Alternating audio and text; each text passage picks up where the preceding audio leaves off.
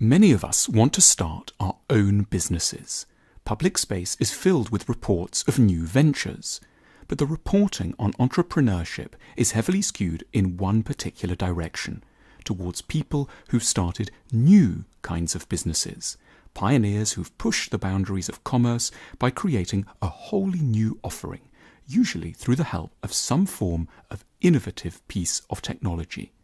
The new entrepreneurs might, for example, have invented an app for measuring and controlling the humidity of clothes closets, or they might have come up with a tiny sensor that can detect hunger in domestic animals, or they've built a social platform to connect people planning a trip to Italy.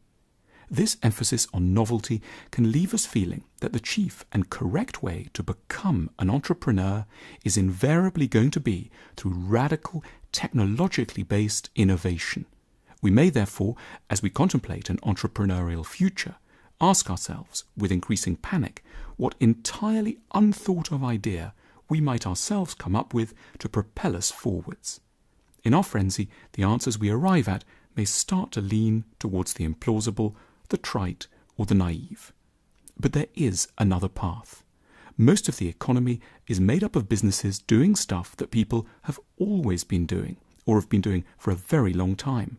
Making daily bread or shirts or trousers, teaching languages or giving travellers a bed for the night, raising animals or fixing teeth. In other words, most businesses operate in areas that economists call mature, sectors where it's rather hard to come in and make a surprising fortune. But that doesn't mean these sectors should be ignored. Far from it. There are a plethora of hugely meaningful possibilities hiding for us in plain sight on account of one, perhaps surprising fact about the economy. A majority of businesses don't love what they do. We might make a basic distinction between two kinds of businesses: pragmatic businesses and businesses of love. Pragmatic businesses are everywhere. They almost define for us what we think business is in its essence. They know how to make their product or service with a sound degree of competence, but there is a practical, unidealistic edge to the way they go about things. There isn't anything very powerful drawing them to their particular offering. They might easily have been doing something else. They don't care about the long term. The business is only a vehicle for an underlying financial purpose. One eye is always focused on how to sell up.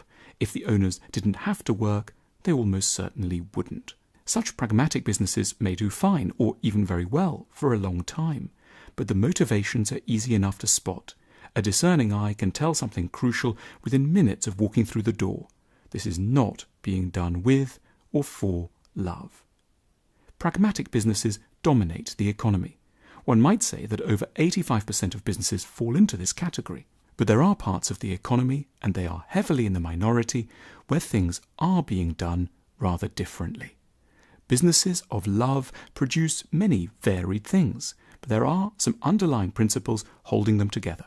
Here, love means a total commitment to excellence of a given product or service, a desire to reinvest almost all profit into guaranteeing this excellence, a focus on the long term, because the business is, for its owners, the meaning of life. There is no interest in selling the firm right now, or perhaps ever. The dearest wish might be to give it to someone you love, like your child. Love means you'd almost do it for free, and don't only because you need to live. You need to pay your employees, and you want the business to be able to last into the long term. The product or service is what you love, and you love it inordinately. Businesses of love are the sort where the owner has scoured the world for the best kind of flour and wakes up excitedly at dawn to check on the progress of each of the loaves. Or the aircraft factory, where the workers think of every plane they're building almost like a relative they will always care for. Or the stationery shop, where notebooks and paper are viewed as objects of beauty rather than utility. Or the travel agency that won't rest until it knows its clients have enjoyed their trips rather than just paid for them. Or the sandwich store that views a fine avocado and chicken roll as one of the authentic joys in a tricky life.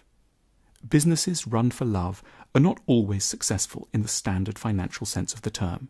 Some might just be returning a little over 3% a year. But for these enterprises, money is only ever a means to a greater, more purposeful end. There are huge opportunities to hand for any would-be entrepreneurs because most of the economy is in the hands of people who don't love what they're doing. Most law firms, dentist offices, hotels and bakeries aren't in it for love.